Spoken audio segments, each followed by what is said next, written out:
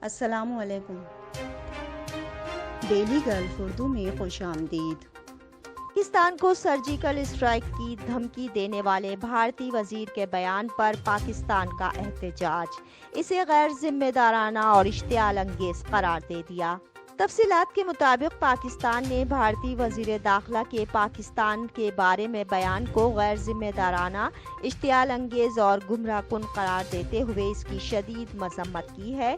ترجمان دفتر خارجہ عاصم افتخار کے مطابق پاکستان کو نام نہاد سرجیکل اسٹرائیک کی دھمکی دینے سے بھارتی جنتا پارٹی راشٹریہ سوک سنگھ کی ذہنیت واضح ہوتی ہے۔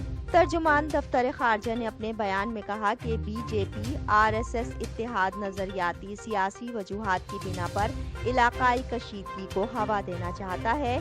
ان کا انتہا پسند اتحاد پاکستان دشمنی پر مبنی ہے۔ یہ بیانات بھارت کی ریاستی دہشت گردی سے دنیا کی توجہ ہٹانے کی کوشش ہے۔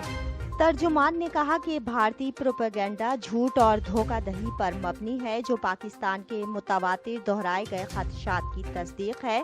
پاکستان بارہا دنیا کی توجہ بھارتی فالس فلیگ آپریشنز کی جانب مبذول کرا چکا ہے۔ عاصم افتخار نے واضح کیا کہ پاکستان امن پسند ملک ہے، تاہم کسی بھی جارحیت کا مؤثر جواب دینے میں کوئی کسر نہیں چھوڑے گا۔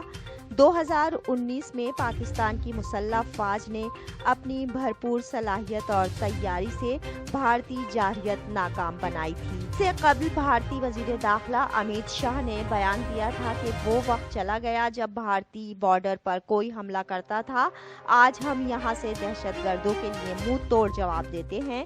انہوں نے 2016 میں پاکستان پر ہونے والے نام نہاد سرجیکل اسٹرائیک کا حوالہ دیا۔ اب تک کے لیے اتنا ہی۔ اگلے بلیٹن تک کے لیے خدا حافظ۔